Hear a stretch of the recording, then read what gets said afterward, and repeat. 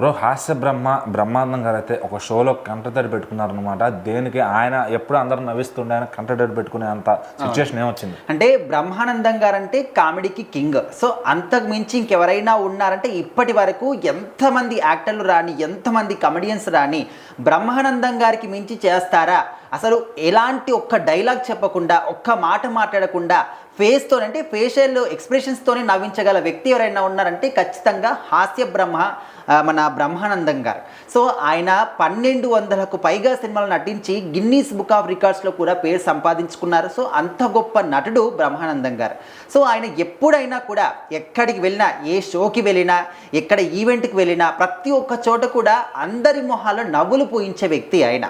So అలాంటి వ్యక్తి ఒక షోలో కన్నీళ్లు పెట్టుకున్నారని తెలిసినప్పటి నుంచి ఫ్యాన్స్ అనేవాళ్ళు అరే బ్రహ్మానందం గారు ఇంతలా బాధపడుతున్నారు ఎవరి కోసం అనే విధంగా చూస్తున్నారు.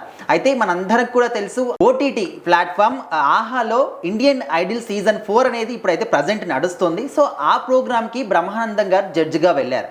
సో అక్కడ అంటే మనకు సంగీతం అనగానే మన తెలుగు వాళ్ళకి ముందుగా గుర్తొచ్చే పేరు ఎవరు అంటే ఖచ్చితంగా మనందరికీ మన ఎస్పి బాలసుబ్రహ్మణ్యం గారి పేరు అయితే వినిపిస్తుంది. సో మరి ఆయనతోని బ్రహ్మానందం గారికి ఎలాంటి అటాచ్మెంట్ ఉంది, ఎలాంటి బంధం ఉంది అనే విధంగా అక్కడ ఆ స్టేజ్ మీద ఆయన గుర్తు చేసుకోవడం జరిగింది. సో మరి ఎస్పి బాలసుబ్రహ్మణ్యం గారు కూడా ఇప్పటి వరకు ఏ ఒక్క సింగర్ కూడా పాడని పాటలు, ఎన్నో వేల కొద్ది పాటలు పాడి ఆయన కూడా ఒక రికార్డ్ని సృష్టించాడని చెప్పుకోవచ్చు.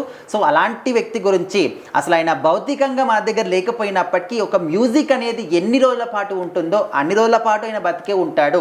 ఇప్పటికి ఎంతమంది స్టార్ సింగర్స్ వచ్చినప్పటికీ కూడా మనకు ఎస్పీబీ గారి పాటలు అనేవి ఎవర్ గ్రీన్ అన్నమాట. ఇప్పటికి కూడా మనము ఎంతో ఫ్రెష్గా వింటున్నటువంటి సాంగ్స్ కూడా ఆయన సాంగ్స్ ఉన్నాయి.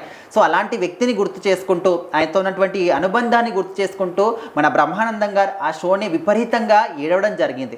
సో దానికి సంబంధించిన ప్రోమో అనేది ఇప్పుడు సోషల్ మీడియాలో హల్చల్ చేస్తుంది. సో ఆ ప్రోమోలో చూసినటువంటి ఈ వీడియోని చాలామంది షేర్ చేస్తూ ఉన్నారు. సో ఇద్దరు గొప్ప వ్యక్తులు, లెజెండరీ ఒక సింగర్ ఒకరు, లెజెండరీ కమెడియన్ ఒకరు. సో వీళ్ళ అనుబంధం అనేది ఇంత గొప్పగా ఉంటుంది, ప్రజెంట్ జనరేషన్లో ఈ విధంగా ఎవరు కూడా ఉండట్లేదు అని చెప్పేసి కింద కామెంట్లు కూడా పెడుతూ ఉన్నారు.